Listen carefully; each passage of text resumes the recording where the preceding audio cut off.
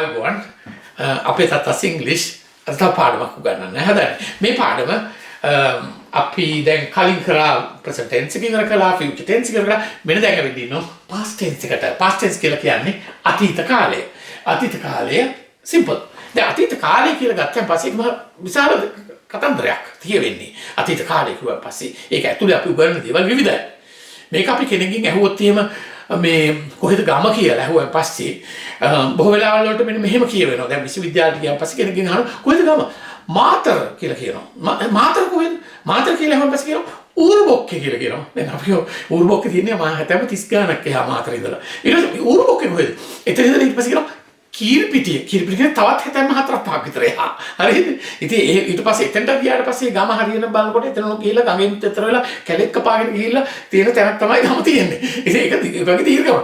මේ ඉංග්‍රීසියෙත් එහෙමයි. මේ පොඩි තැන් ඉගෙන ඕන අපි දෙන්න ඉස්සරහට එන්න ඕන. දැන් බලන්න past tense එකේ simple එකට මේ ඇවිල්ලා තියෙන්නේ. ඒකෙන් තවත් දේවල් තියෙනවා. මෙන්න past tense එකේ පළවෙනි පාඩමේ අද තියෙන්නේ. මේ simple එක උගන්වන්න ඉස්සර වෙලා මම නැවත මතක් කරනවා මම කලින් පාඩම් උගන්වද්දී දුන්නා verb list එකක්. ඒ කියන්නේ verb එක පටන් ගත්තට පස්සේ මම හිතන හැටියට තුන්වෙනි වීඩියෝ එකේදී විතර ඉඳලා verb list එකක් පටන් ගත්තා. දවසකට පහක් වෙන්න verbs දීදී දිගටම ඇවිල්ලා ලොකු list එකක් ඉවර කරා. verbs 200ක් විතර වගේ දුන්නා. ඒතකොට ඒ verbs ටික දුන්නා. ඒ verbs වල තේරුම් දුන්නා. ඒ verbs ගන්න වැටෙන්නේ present tense එකට. මෙන්න මේ present කියලා මෙදියා තියෙන්නේ present tense ගේ verbs.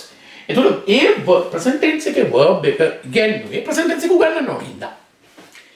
present tense එක උගන්නලා ඉවර කරා. ඊට පස්සේ අපි ආවා future tense එකට. future tense එකට මේ verbs ටිකමයි අපි පාවිච්චි කරේ. එතකොට present tense එක සහ future tense එක වෙනස් වෙන ආකාරය අපි මේ වීඩියෝස් වල උගන්වලා ඉවරයි. දැන් අපි අද එනවා past tense එකට. past tense එකේ simple එකට එනවා. එතකොට past tense එකේ simple එකට එන්න ඉස්සර වෙලා සිද්ධ වෙනවා අර verb list එක complete කරන්න. verb list එක දැන් ඒ කියන්නේ verb list එකේ present tense එක complete කරලා තියෙන්නේ. දැන් මම කිව්වා එක දෙද්දිම ඒකේ අපි present tense එක ලියනවා. ඊට පස්සේ ඒක තේරුම ලියනවා, meanings ලියනවා. එක column එකක පළවෙනි column එකේ present tense කියලා. ඊට පස්සේ ලියනවා ඒකේ meanings ඊළඟ column එකේ. තව column දෙකක් ඉතුරු වෙන්න ඕන කියලා මම කිව්වා. එතකොට ඒ column දෙකෙන් එකක් දැන් මෙතන present tense එක ලියුවනේ. දැන් මෙතන meaning එක ලියවිලා තියෙන්න ඕන. ඊට පස්සේ අපි past tense එකට මෙහෙම වෙනම column එකක් යනවා. ඊට පස්සේ තව column එකක් තියෙනවා past participle කියලා. අන්නේ columns ටික complete කරන එක දැන් පටන් ගන්නවා අපි. හරි පටන් ගන්න. අපි කොහෙද යන්නේ කියලා බලමු. දැන් කලින් දීපු verb list එකේ 10ක් මම මෙතන දීලා තියෙනවා. මම මේ 10 මින් ඉස්සරහට හැමදාමත් දෙනවා. ඒ 10 දීලා ඒකේ past tense එක මොකද්ද? ඒකේ past participle මොකද්ද කියන එක complete කරනවා. ඒතකොට මේ list එක කලින් ඒ list එක ලියාගත්ත කට්ටිය ඒක දැන් meanings ලියලා ඇති ඒක complete කරන්න. ඒක ලියාගෙන නැති කට්ටිය හරි අලුතෙන් පාඩමට සම්බන්ධ වෙන කට්ටිය ඉන්නවනම් ඒගොල්ලෝ දැන් ඉඳලා මේ ලිස්ට් එක ලියා ගන්න. ලියාගෙන මෙතන ඒක තේරුම ලියා ගන්න කොලම් එකක් තියලා ඊට පස්සේ ඒක කොලම්ස් 4ක් කියනවා. එකයි meaning එකට එකයි past tense එකට එකයි past participle එකට එකයි. බලමු අපි අරගෙන එක.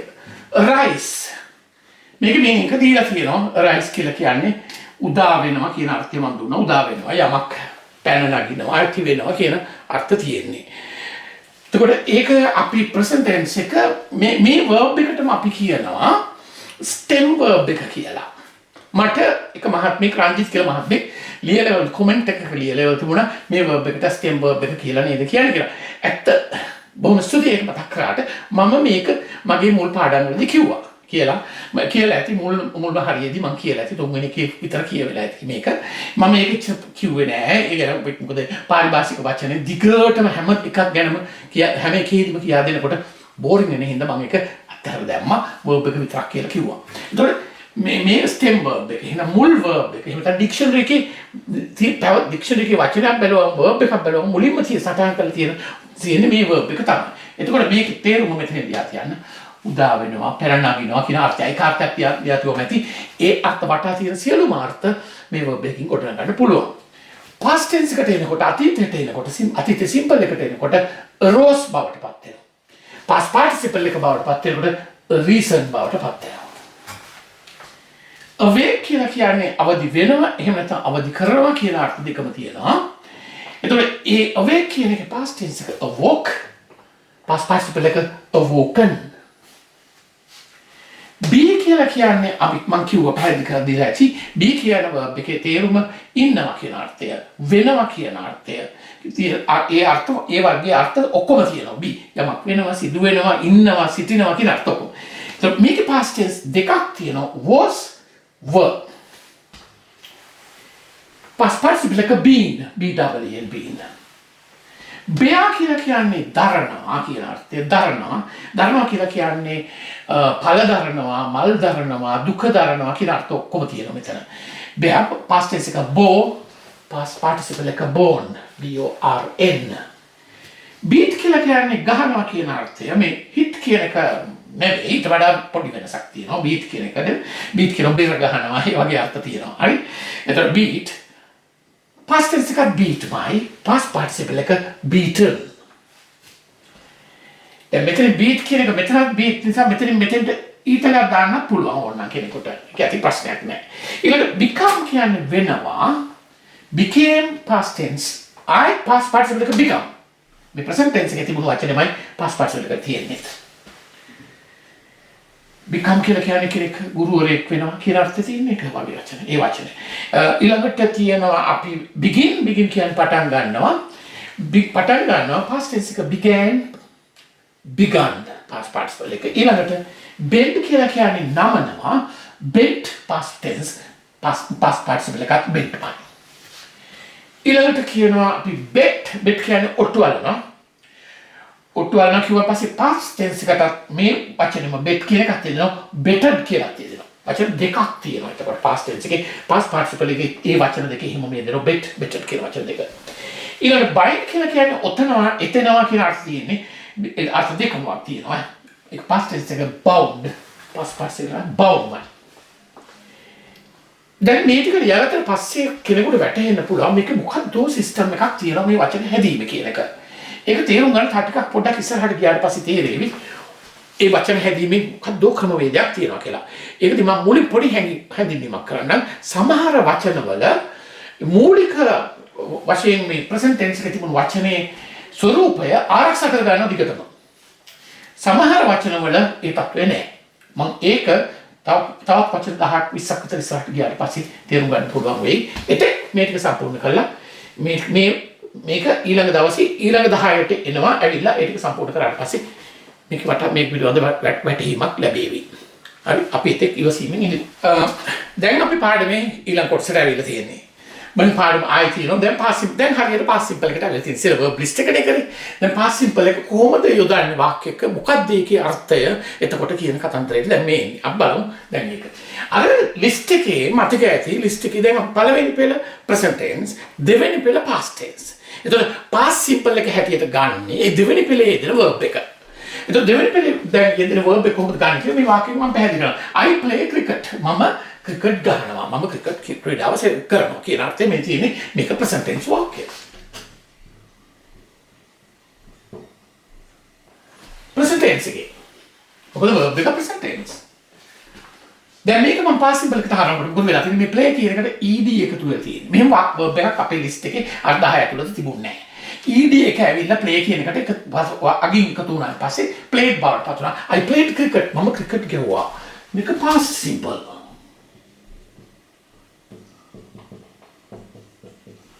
past simple වෙන්නේ මේ simple verb එකයි මේ දෙන්නේ. එතකොට අපි present tense එකේදී කිව්වා මේ simple verb එක singular එකේදී singular වෙනවා plural එකේදී plural වෙනවා. මේ දෙක කියන්නේ stem verb එක එහෙමම ගත්තොත් plural ඒක අපි singular noun එකක් එක්ක යොදනකොට singular වෙනවා කියලා කිව්වා. past tense එකේදී මේක ඇතුළුව නැහැ. past tense එකේදී ඒක වාක්‍ය මුල තියෙන noun එක එහෙම subject එක singularද pluralද කියන කතාව මොනම විදිහකින් අදාළ වෙන්නේ නැහැ.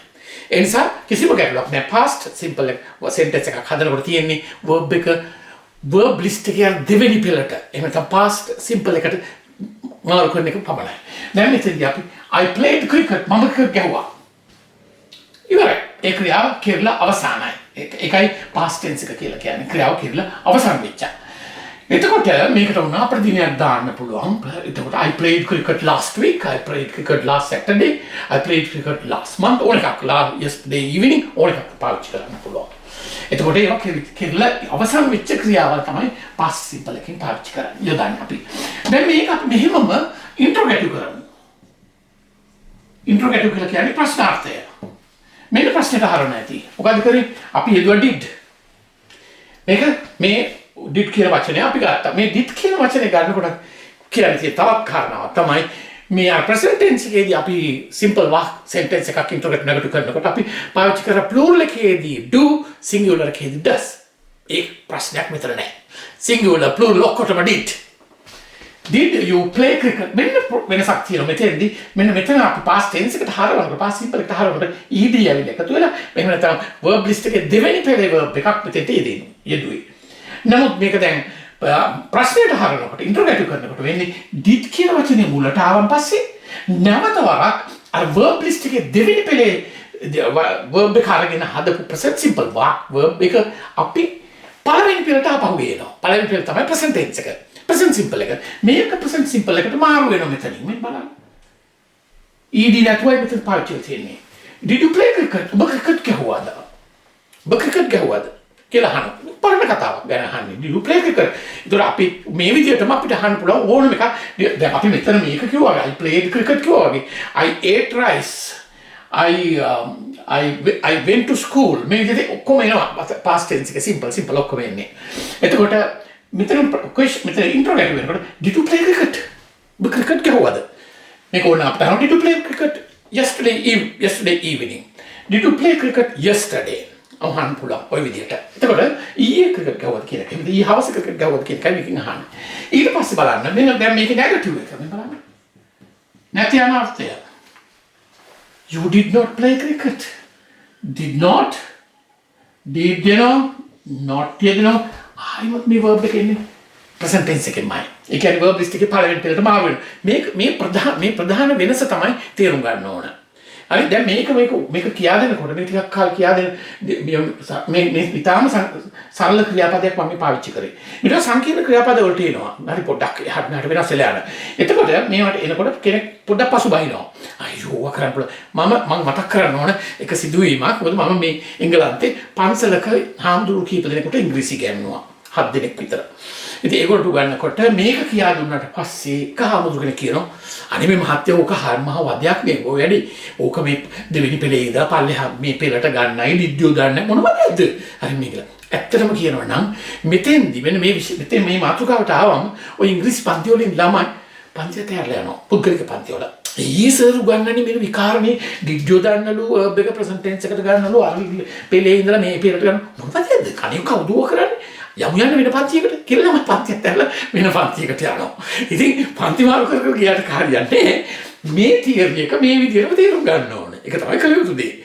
ඉතින් හරිද අපි හරියට කරමු. ඉතින් මම හරියට කිව්වා මොකද කරන්න ඕනේ කියලා ඉන්ට්‍රොගේටිව් කිරීමේදී did යොදනකොට වාක්‍ය මුලට ප්‍රධාන ක්‍රියාපදයේ present tense එකට එන්න ඕන. present simple එකට එන්න ඕන. negative කිරීමේදී did පාවිච්චි කරනවා did not වෙනවා. එතකොට negative වෙදී ආයතන verb එක එන්නේ present tense verb එකම තමයි තියෙන්නේ. present simple verb එකමයි. එතකොට did you did not play cricket. ඔබ cricket ගැහුවේ නැහැ. හරි ඔබ cricket ගැහුවේ නැහැ. You did not play cricket. You did not go to school. You did not sleep last night. You did not work yesterday. මේ negative එකේ වාක්‍යය. එතකොට දැන් මේකේ negative question එක ඊට පස්සේ negative question did you play cricket? ඔබ cricket ගැහුවේ නැද්ද? අපි අහනවා negative එකෙන් අහනවා. ඔබ cricket ගැහුවේ නැද්ද? හරි එතකොට මේක did not කියන වචන දෙක තමයි මේක තුල තියෙන්නේ. didn't. Did you play cricket? verb එකේමයි අර විදියමයි. Did you play cricket? ඔබ cricket ගැහුවේ නැද්ද? Didn't you eat rice? Didn't you go to work? Didn't you sleep last night? මේ විදියට අහන්න. මේක මහන්න පුළුවන් තව ක්‍රමයක් තමයි did you not. මෙතන did මෙතන not. මේ දෙක මෙතන එකතු වෙලා did you not play cricket? cricket ගැහුවේ නැද්ද? මේක formal informal පිළිබඳ කතන්දරයක් මේ වාක්‍ය දෙක අතර. ඉතින් මම මේක පැහැදිලි කරලා තියෙනවා කලින් present tense එකේදී. කැමැති එකක් මේක පාවිච්චි කරන්න ඒක ලොකු ගැටලුවක් කරගන්න ඕනේ නැහැ. ක්‍රම දෙකක් තියෙන බවයි මම මේ පෙන්නු කරන්නේ. did you not play cricket? සක්කෙනෙකුට ලේසි වෙන්න පුළුවන්. did you play cricket? තව කෙනෙකුට ලේසි වෙන්න පුළුවන්. එච්චර මහ විශාල දීර්ඝ අධ්‍යාපනයක් ගැඹුරු අධ්‍යාපනයක් මේක කරනවා නම් තමයි ওই වෙනස්කම් සියරම ඕන වෙන්නේ. ඊට පස්සේ දැන් මේක තවත් එහාට යනවා අපි දැන් මේ ප්‍රශ්නය did you play cricket කියන එකම තවත් දීර්ඝ ප්‍රශ්නයක් වඩපත් කරනවා මම ප්‍රශ්න වචනයක් එකතු කරලා when කවද්ද when did you play cricket ඔබ කවද්ද ක්‍රිකට් ගැහුවේ කියලා අහනවා. ඉතින් මේ when කියලා අහුවා පස්සේ when did you play cricket ඒක උත්තර දෙන්න පුළුවන් I played cricket yesterday. Man cricket ගැහුවේ I played cricket last week. I played cricket last month. දැන් මේ when කියන වචනේට ඒ උත්තරේ. ඒතකොට when කියන එකට උත්තරේ yesterday. කවද්ද? yesterday. දැන් තවත් ප්‍රශ්නයක් අපිට හදන්න පුළුවන් when වෙනුවට where කියන එක වචන දාන්න පුළුවන්. කොහේද? Where did you play cricket? කොහෙද ක්‍රිකට් ගැහුවේ? එතකොට where කියන වචනට උත්තරේ මෙතෙන්ට එන්න ඕන. Where did you play cricket? I played cricket in the playground. එතකොට මෙතන කියනවා in the playground කියලා. Who did you play with? කවුරු එක්කද ඔබ සෙල්ලම් කරේ ක්‍රිකට් ගැහුවේ? අහන්න පුළුවන්. Who did you play with? I played cricket with my friends. එතකොට who කියන වචනේට උත්තරේ who with කියන එකට උත්තරේ මෙතෙන්ට එනවා. දැන් හැම විටම ඒක මේ දීර්ඝ ප්‍රශ්නයක ප්‍රශ්න වචනයකට අනුව ඒක උත්තරේ එන්නේ වාක්‍යයකට උත්තරයකට ඒ කොටසට උත්තරේ එන්නේ. හරි දැන් ඔය ටික තමයි මේ ඉන්ට්‍රොගේටිව් නෙගටිව් පාස්ට් ටෙන්ස් එක නිර්මාණය කිරීම සහ පාස්ට් ටෙන්ස් එක නිර්මාණය කරපු පාස්ට් ටෙන්ස් සිම්පල් සෙන්ටෙන්ස් එකක් ඉන්ට්‍රොගේටිව් නෙගටිව් කරන ආකාරය මේක තමයි ක්‍රමවේදය. හරි මෙතන. එතකොට I explain this in Sinhala. Now I'm going to explain this little bit in English as well. When you make a past simple sentence, what you have to do is to look at the verb list, the second column of this verb list. That is past simple. Take the necessary verb and make the sentence. So I have made here, I played cricket. And then when you turn that sentence, then this gives a complete past idea. So if the action has been completed some times ago. And then when you turn this sentence into interrogative, what you have to do is take did and then write the sentence like this. Did you play cricket? Right. Negative, the way you make the negative sentence is here, you did not play cricket. Didn't you play cricket and did you not play cricket are negative questions, right? And this is how you form the negative questions. And thereafter, I explain here how to make another question by using the question words. So you can use any question word like when, where, when, what, how, why, all these are question words, right? Add the question words to the interrogative sentence. And then when you are replying to the question, what you have to do is you go back to the affirmative sentence and add the answer to the question word to the end of the sentence. That's how you learn past simple. Very simple, past simple. Right. Okay. Mami, also mama baca kita med handa deno. Netana yesterday කියලා එකක් මම කියවනවා yesterday years කියලා එකක් තියෙනවා. yesterday years කියලා කියන අවුරුදු. මේකෙන් එනවා පහුගිය අවුරුදු කියන අර්ථය දෙනවා yesterday නෙමෙයි years කියලා කියනවා. පහුගිය අවුරුදු වල years. අපි මේක පාවිච්චි කරාට months කියලා යෙදිලක්වත් weeks කියලා යෙදිලක්වත් එහෙම එකක් නන්නේ. ඒ නිසා අපිට ඒව නිර්මාණය කරන්න බෑ තියෙන්නේ. මේක විතරයි භාවිතාවේ තියෙන්නේ. To the letter කියලා කියන්නේ letter කියන වචනේ ඔස්සේ මම ගත්තේ letter කියන to the letter අකුරට exactly හරියටම ඒ දේ කියන අර්ථය මෙතන මේකෙන් කියවෙන to the she did the job exactly as his boss asked him to do, right? Exactly to the letter. He followed the instruction to the letter. උපදේශ අනුගමනය කරා to the letter. හරියට අකුරට ඒ කියපු ක්‍රමයටම කියන අර්ථය තියෙන්නේ. නමුත් letter මාට litter කියලා කියන්නේ පැටව කියන එක. ඒ කියන්නේ සතෙක්ගේ පැටවුන්ට කියන litters කියලා හිතන්න. ඒතකොට litters කියන එකම තියෙන rubbish. එහෙම නැත්නම් trash කියලා කියන්නේ කුණු කියන අර්ථයමයි දෙන්නේ.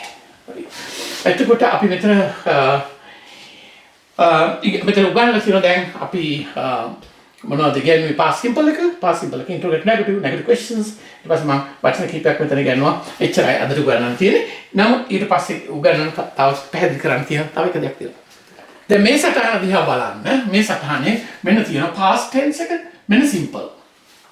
past tense simple යෙදීමේදී අපි කර දේ මෙතන ලියවෙන්නේ නැහැ. මොකද මේක ප්‍රයෝජනවත් දේ වෙන්නේ මේක interrogative negative කිරීමේදී අපි පාවිච්චි කරන්නේ did. did එක මොකක්ද යෙදුවේ අපි did plus අපි මම කියන ලියනවා මම present simple verb එහෙම නැත්නම් did plus stem verb කියලා දානවා stem verb කියලා කියන්නේ මුල්ම verb එක මේක තමයි ඉන්ට්‍රොගේටිව් නෙගටිව් කරනකොට ඒක සකස් කරන ක්‍රමවේදය. දැන් අපි මේක ක්‍රමයෙන් ඊට පස්සේ මේවා මේ දැන් ඔක්කොම කම්ප්ලීට් කරන දවසින් දවස. ඊට පස්සේ මේක කම්ප්ලීට් වෙනකොට අපි විශාල වැඩ කොටසක් කරලා හමාර වෙනවා. ඉතින් අද past simple එකකට ආවා. verb list එකත් කම්ප්ලීට් කරගෙන යනවා. ඉතින් ඒ නිසා අපි බලමු ඉස්සරහට තව අපිට කොච්චර දේවල් කරන්න පුළුවන්ද කියලා. අද පාඩම සහභාගී වුණාට ස්තුතියි. නමුත් පාඩමක හම්බෙමු. යාළු මිත්‍රයෝ ඉන්නවනම් මේ පාඩම් මාලාවට එකතු වෙන්න කියලා කියන්නේ. ඉතින් අද සුබ දිනයක් සහභාගී වෙන ඔක්කොටම ආයුබෝවන්.